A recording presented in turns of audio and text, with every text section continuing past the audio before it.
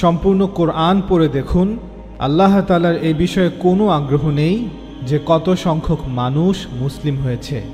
তার আগ্রহ রয়েছে এ বিষয়ে যে মানুষ দ্বীন ইসলামকে কিভাবে বুঝেছে, মানুষ নিজেকে কতটুকু জান্নাতে যাওয়ার উপযুক্ত করে গড়ে তুলতে পেরেছে, কোন বুনিয়াদের উপর তারা তাদের আত্মশুদ্ধি অর্জন করেছে। এই সকল বিষয়গুলোতে আল্লাহ তাআলার আগ্রহ রয়েছে।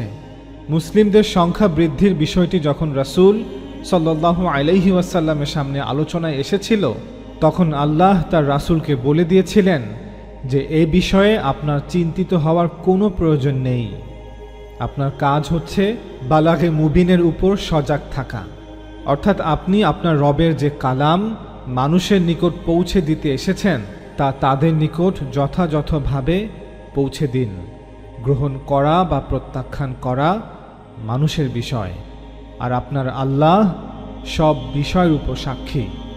এজন্য একজন মুসলিম এটা দেখবে না যে কতজন ইসলাম গ্রহণ করেছে, অথবা একজন আলেম এটা দেখবেন না যে কতজন লোক তার দেয়া ব্যাখ্যাকে, তার মতকে গ্রহণ করেছে, কতজন তার মতাদর্শ, তার মাসলাক, তার মানহাজ, তার ফিরকার অনুসারী। বরং তিনি দ্বীন ইসলামকে বিশ্লেষণ করে কতটা সঠিকভাবে মানুষের নিকট উপস্থাপন করতে পেরেছেন সেটা দেখবেন। তিনি দেখবেন সঠিক উসুল মোতাবেক সঠিক বুনিয়াদের উপর কথা বলতে পেরেছেন কিনা, দ্বীনের ব্যাখ্যায় উপস্থাপনে কোনো ত্রুটি হয়েছে কিনা। সুতরাং ইসলাম এবং ইসলামের বিষয়কে সংখ্যার দৃষ্টিকোণ থেকে দেখা উচিত নয়। লোক সংখ্যা বা ফলাফল কি হবে সেটা দেখা ইসলাম আমাদের শেখায়নি।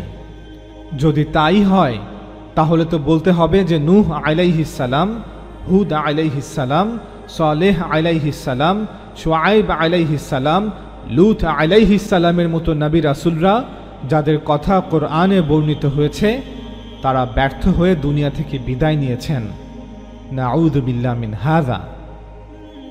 যদি সংখ্যার আধিক্যই প্রমাণ করে যে আপনি এবং আপনার ফিরকা, আপনার দল সঠিক, তবে ইয়েমান, ইরাক এবং ইরানে শিয়ারা সঠিক, সৌদি আরবে সালাফি এবং আহলে হাদিসরা সঠিক, তুরস্কে হানাফিরা সঠিক, মরক্কোতে মালিকিরা সঠিক, ওমানে ইবাদিরা সঠিক, সুদানে সুফিরা সঠিক, পাকিস্তানে বেরেলভিরা সঠিক, ভারত এবং বাংলাদেশে দেওবন্দিরা সঠিক। আশা করি এখন থেকে সংখ্যার শক্তি প্রদর্শন করে নিজেকে সত্য প্রমাণের বৃথা চেষ্টা করবেন না, মুসলিমদের সাথে অথবা অমুসলিমদের সাথে।